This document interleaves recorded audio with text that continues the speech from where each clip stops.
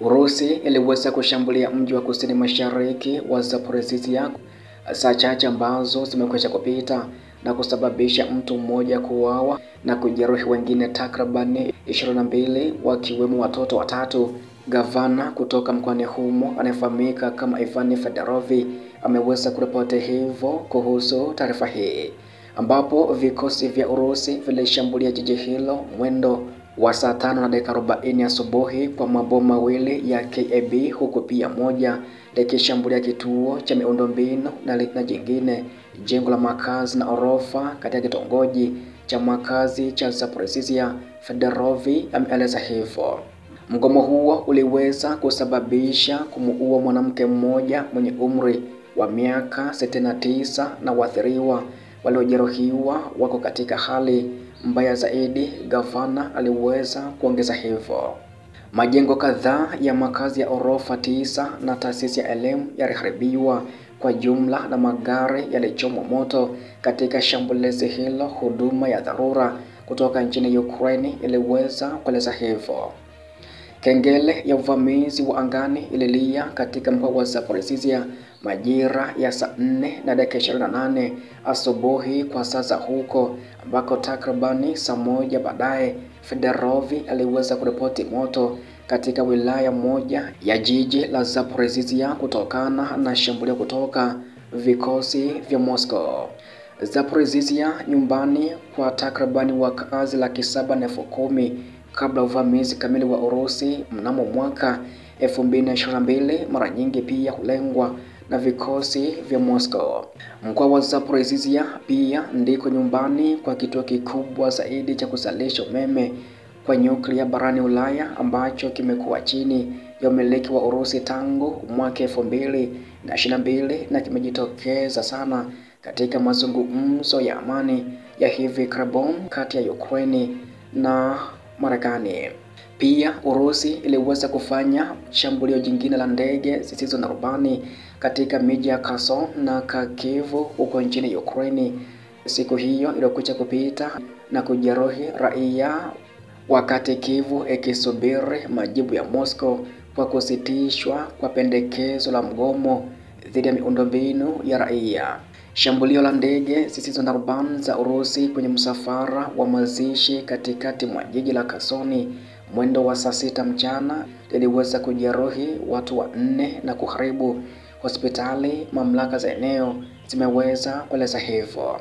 Wahasiriwa wengine walijumuisha wafanyakazi 4 wa huduma ya mazishi waliozaliwa mwaka 1960, mwingine 1981 na mwingine 1984 na mwingine mwaka 2006.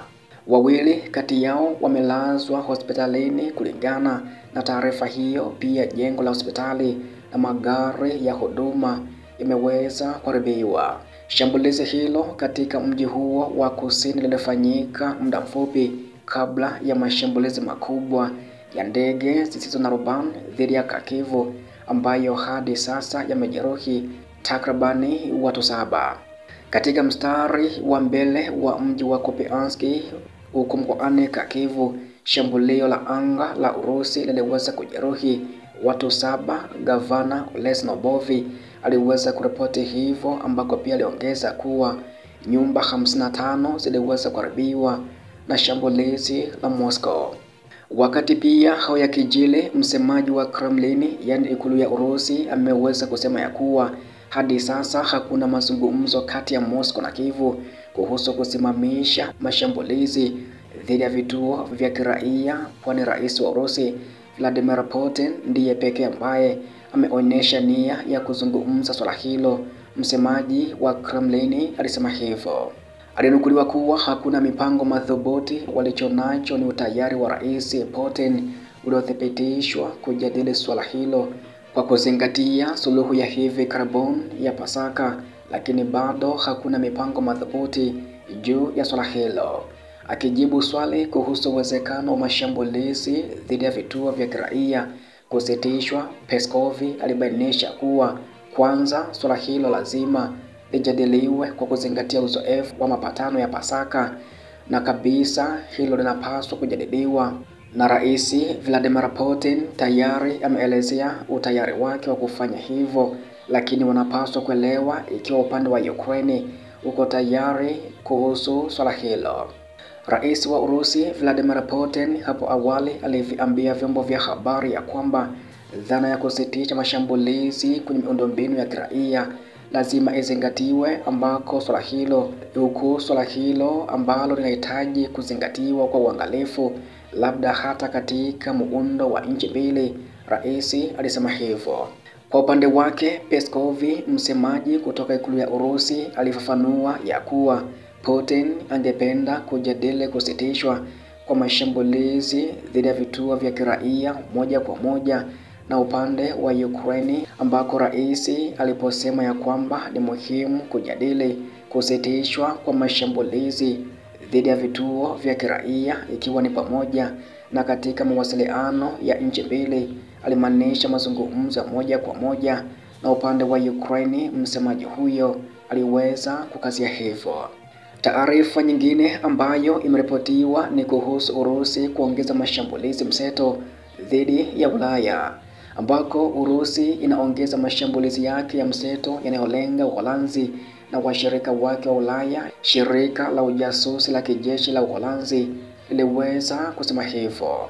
Habari hizo zinafuatia ripoti nyingi za miundombinu iliyoharibika chini ya bahari katika bahari ya Baltiki, ambako mashambulizi ya uchomaji moto na hujuma kote Ulaya na matukio mengine yanaonekana kama shughuli za mseto za Urusi.